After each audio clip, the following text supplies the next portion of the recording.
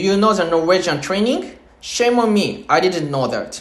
Since I started teaching how to train in English and teaching moderate run, many people asked me whether what I call moderate run and what double threshold in the Norwegian training are same or not.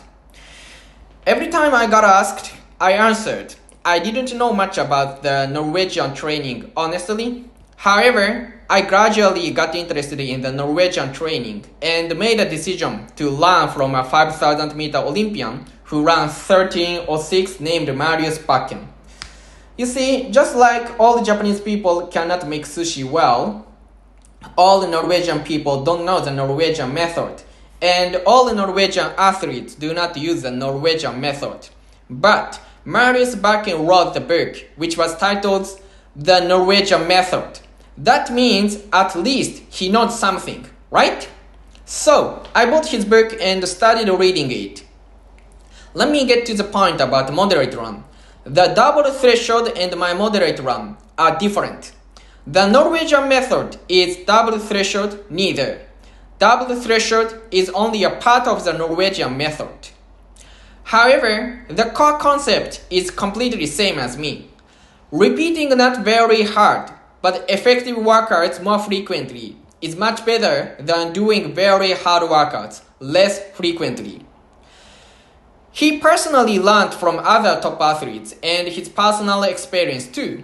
Very often, athletes who get stronger are athletes who always keep good results in training. In other words, they don't make the maximal effort in training, so that they are able to recover faster and keep doing good workouts. This is the reason why I say the most common mistake amateur runners make is training only very hard and easy. They go for train hard or stay home method.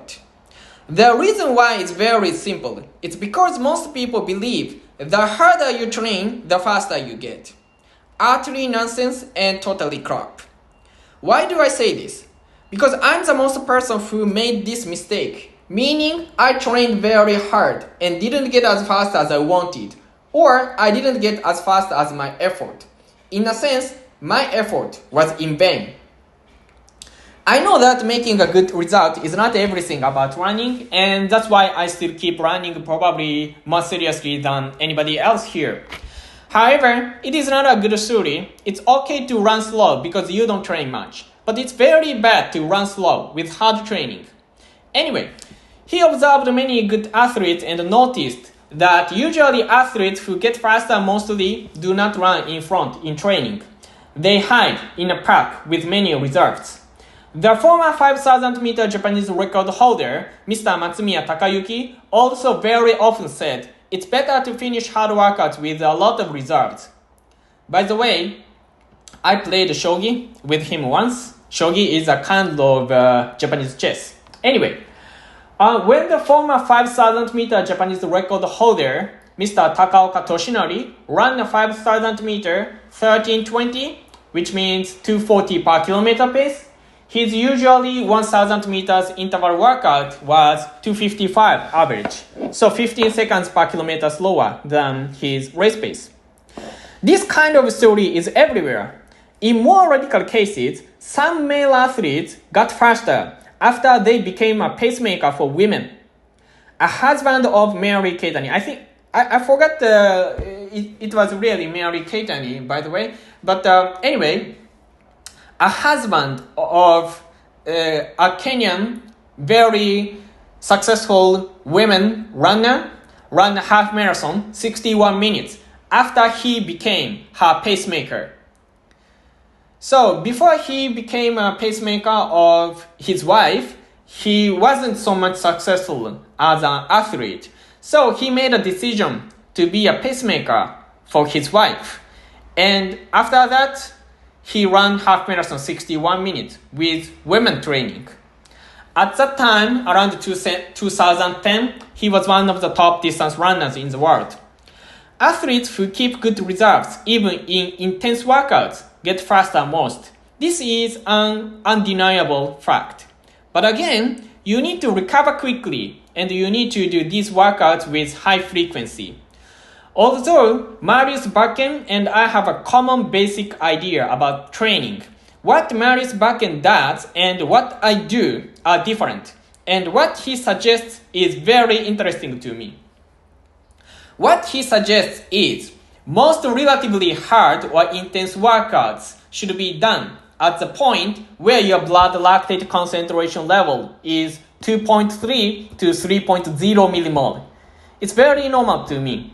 This is slightly, it's very, easy workout for intense workout. I know this is a bit strange expression, but Marius Bakken does these workouts as intense workouts, but these intense workouts are easy workouts as intense workouts. And 2.3 millimole to 3.0 millimole training is slightly more intense than my moderate run. So this is moderate to hard run or hard run in my technical term. But what makes his idea very interesting to me is that he uses this workout with interval training or fart rate. He does not use continuous runs. This is completely my blind spot. I have never thought about it because training at the point where your blood lactate concentration level 2.3 millimole to 3.30 millimole is absolutely not hard effort. For me, it's lower than moderate race pace. It's lower than marathon race pace. So I never thought using interval workouts with this blood lactate level. The reason why he uses interval workout is because you can run faster at the same level of blood lactate concentration level if you use interval workouts. This is more practical for track runners, and in fact, he was a 5,000 meter specialist. For me, it is not a good idea because I'm a marathoner and continuous runs are more important than interval workouts from practical point of view. Approximately 90 to 95% of my marathon race pace is the intensity which my blood lactate concentration level reaches at 2.3 millimole to 3.0 millimole. By the way, many researchers and scientists say that marathon race pace is the intensity which your blood lactate concentration level is 2.0 millimole. Based on my many tests, it's a lie. Probably it's true if you are a very slow runner like 4:30 marathoner. However, for me and most of my customers, it's not true at all because my marathon race pace is only 17 seconds per kilometer slower than my 5,000 meter race pace last year. And most of my customers run through a full marathon with only 24 seconds per kilometer slower than their 5,000 meter race pace. At this pace, it's impossible that blood lactate concentration level is only 2.0 millimole. A good friend of mine, Maeda Honami, runs a full marathon to 18:59 at only 11 seconds per kilometer slower than her 5,000 meter race pace. I'm in doubt if she is really so slow at her 5,000 meter race, but comparing her 10,000 meter race and 3,000 meter race results to her 5,000 meter race result, her 5,000 meter time is not significantly slow, and she does several short races from 3,000 meter to 10,000 meter a year. So that means it's not a significantly difference. Probably she's able to run through a full marathon only 12 seconds or something like that per kilometer slower than her 5,000 meter race pace. Then, in my case, or in her case, or in some of other Japanese marathoners' case, blood lactate concentration level at the marathon race pace should be more than 4.0 millimole. Probably 5.0 millimole or 6.0 millimole or something like that. Anyway, since Marius Bakken was a 5,000 meter specialist, he liked to use interval workouts or fart track with a lot of reserves. If you are a marathoner or half marathoner, you better use continuous runs. However, some of his ideas were very impressive to me. First, he suggests to take relatively long recovery between fast running sessions where he wants to run at his 5,000 meter race pace. For example, if you take 2 minutes recovery between 300 meters or 4 to 5 minutes between 500 minutes fast running sessions, you can finish with tons of reserves even though the pace is fast. This idea can be well applied in the summer in Kyoto in Japan, where I live in now. In the summer, the minimal temperature is approximately 30 degrees and the maximal temperature is approximately 40 degrees in Celsius with a lot of humidity. As far as I know, Kyoto is the hottest place in the world considering the temperature and humidity. So, in the summer, almost impossible to do race-specific workouts for long-distance runners. But in this way, it's much easier to run at 3,000 to 10,000 meter race pace because body temperature gets lower during recovery sessions. Besides, it's easy to drink cold water and pour cold water over myself. Many people think that running fast and short is a good idea in the summer, but it's not 100% true because how much your body temperature increases depends on the product of the speed and the duration. Even if you run long, if the pace is slow, your body temperature does not go higher much. While even if you run relatively short, like 5K or 10K, if the pace is fast, your body temperature goes up rapidly. So, in the summer, I usually do a lot of moderate run and short intervals at faster pace with lower volume. But if I put long recoveries between 500 meters, I can repeat it many times at a relatively fast pace.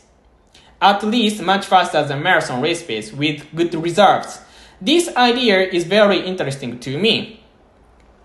Also, in this way, it's easier to prepare for a marathon which is held in the early autumn, like Canada Marathon, which is held on the last Sunday in October, because you can do intervals at 5,000 meter to 10,000 meter race pace with relatively big volume easily in a hot condition.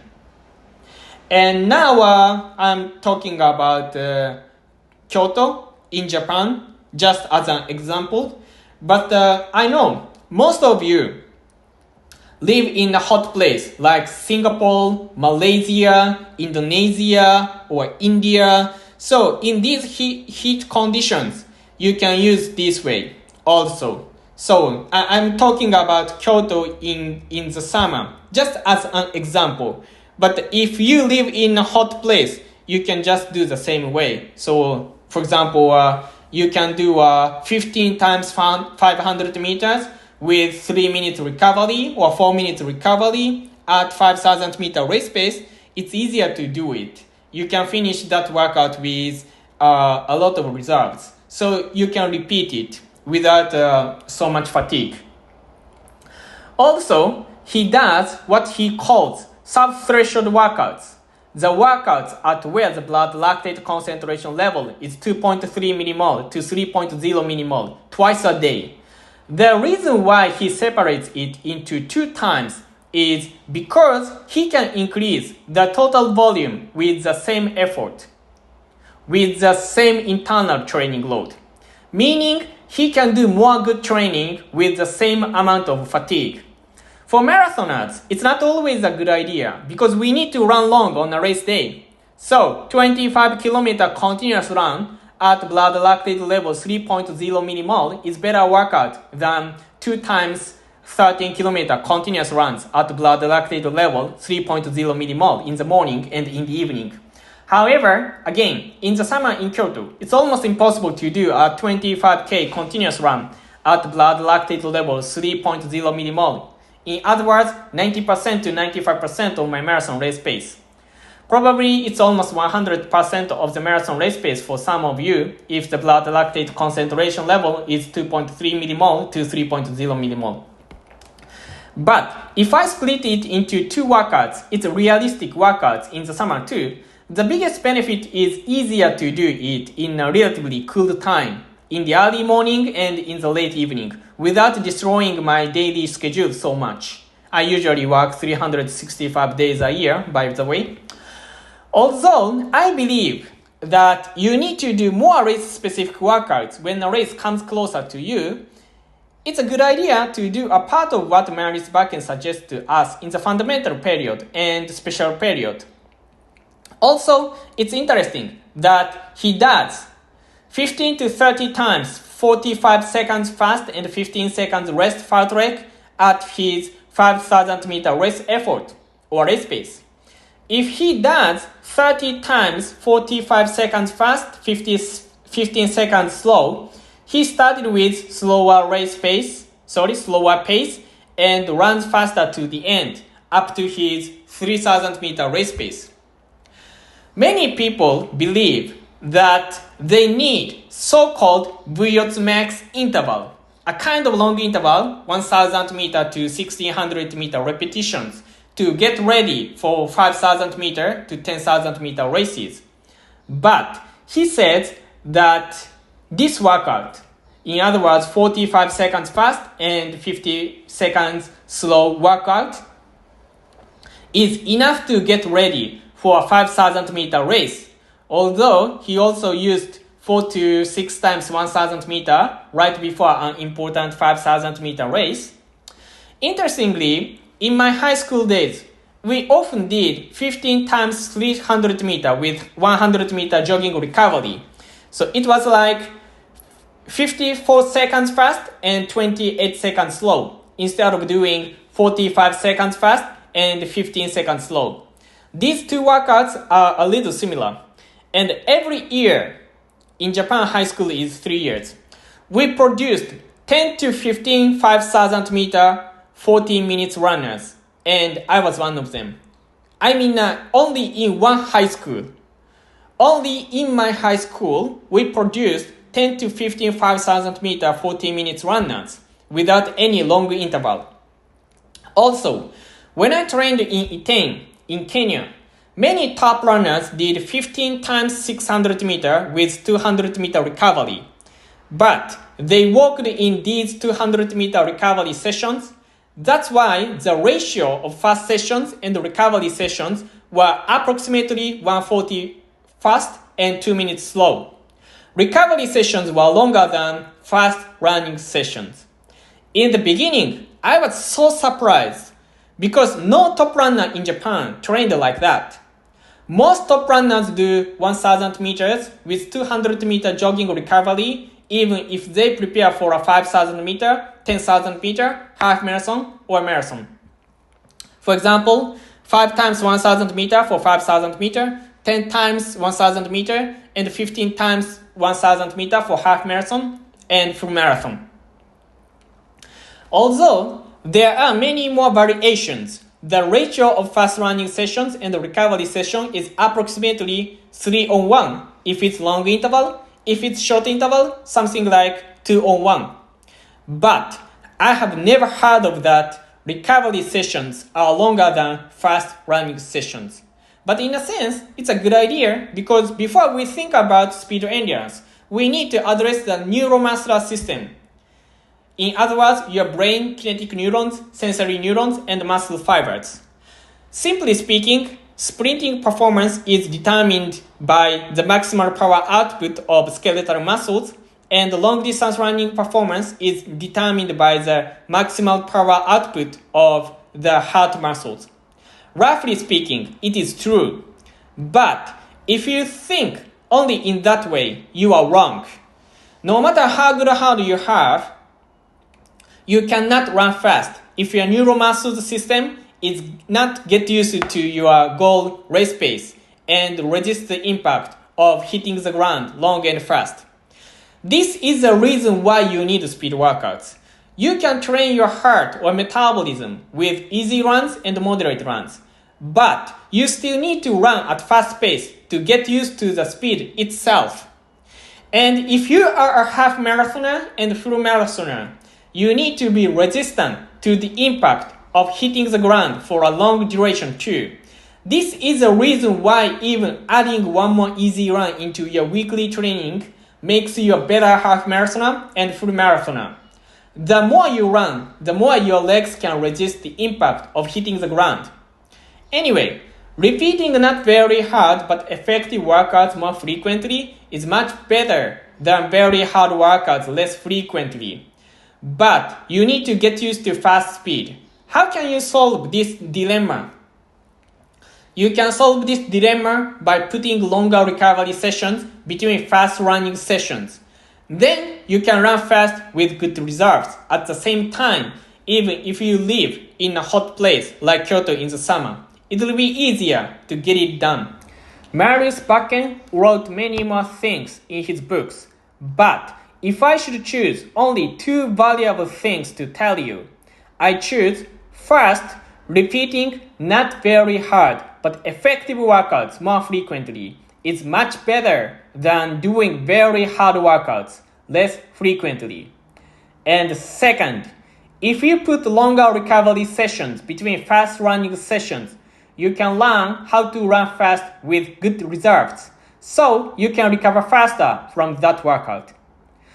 In terms of the latter thing, don't try to run as fast as possible because recovery sessions are long. Before you go for your speed workouts, know how much speed you need and just repeat that speed with as many as possible reserves. And in terms of the former point, moderate run and easy run are enough effective workouts for amateur runners. If you are in doubt, do easy run, moderate run, and supplemental speed workouts more frequently, and once a week short fast rate 20 times 1 minute fast and 1 minute slow. Only by combining these workouts, you can run much faster than now without any hard workouts. For half marathoners and marathoners, also long runs, otherwise you cannot run through the race no matter how good metabolism you have. I hope this video helps you a lot. Lastly, if you want to learn more about how to run faster, please click the link below to download my free ebook, The 3 Things You Should Know to Get Faster Dramatically Without Any Injuries and Overtraining. Thank you for your watching.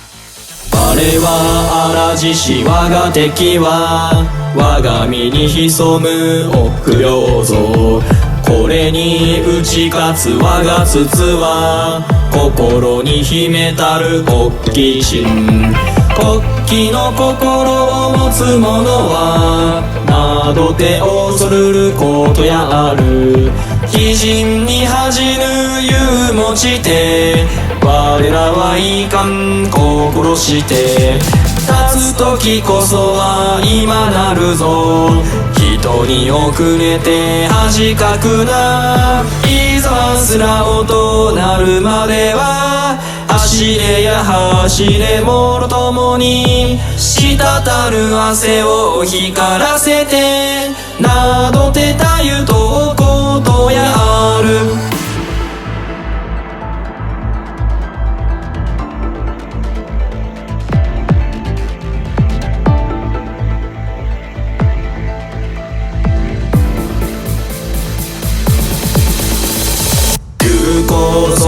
白血戦に鉄より固き心持つ修繕この方すたれたる大和のこの今さらにまた世にいずる身の誉れ嵐しここに集いたり叩き心のいい鉄に嵐し魂あるものの時こそ来たれれいいか一歩も後に引くなかれいざまずな音なるまでは走れや走れ者ともに滴る汗を光らせてなどてたゆのことやある前を望めば苦難なり右も左もまた苦難み空の月を見上げては七難八苦を望むのも我らが力試すため常に前へと意地を見せん闘魂もゆる荒獅子の消えをここに今見ようや人生意気に感じては聖碑を誰かあげつらういざまつらおとなるまでは走れや走れもろともに滴る汗を光らせて